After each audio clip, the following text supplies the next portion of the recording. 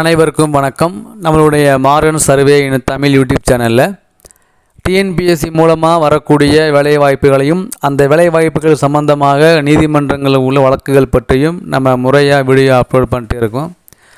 நம்ம பார்த்திங்கன்னா கடந்த 2 நாளைக்கு முன்னால் நம்ம வீடியோ அப்லோட் பண்ணியிருந்தோம். இந்த மாதிரி ரோடு இன்ஸ்பெக்டருடைய வழக்கு நாளை ஹியரிங் வருது அப்படின்னு இன்ஃபார்ம் பண்ணியிருந்தோம்.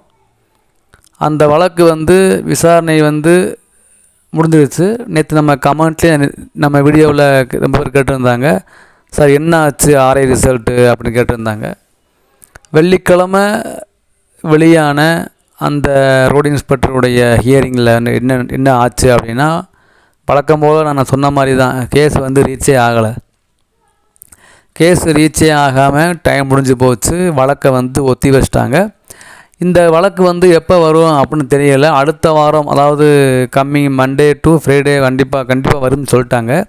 ஆனால் அதில் எந்த நாள் அப்படின்னு தெரியலை. அது ஃப்ரைடேக்குள்ளே கண்டிப்பாக வந்துடும் அப்படிங்கிற அறிவிப்பை தான் வெளியிட்டிருக்காங்க. அது டேட்டு இன்னும் அஃபிஷியலாக கோர்ட்டில் அவங்க அப்டேட் பண்ணலை.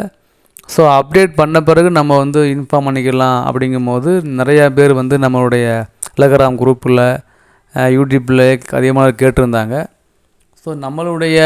ஸோ அதான் நம்ம சிம்பிளாக சொல்லணும் அப்படின்னா, ரியாலிட்டி ரோடு இன்ஸ்பெக்டருடைய வழக்கு இன்னும் ஹியரிங்குள்ளே வரவே இல்லை.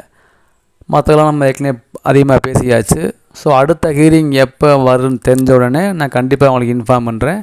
நீங்கள் வெயிட் பண்ணுங்கள். தேங்க்யூ.